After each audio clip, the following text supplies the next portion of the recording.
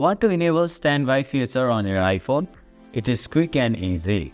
Hi, I'm Siok from Online Help Guide, and in this video I will show you how to enable standby feature on your iPhone. So let's get started.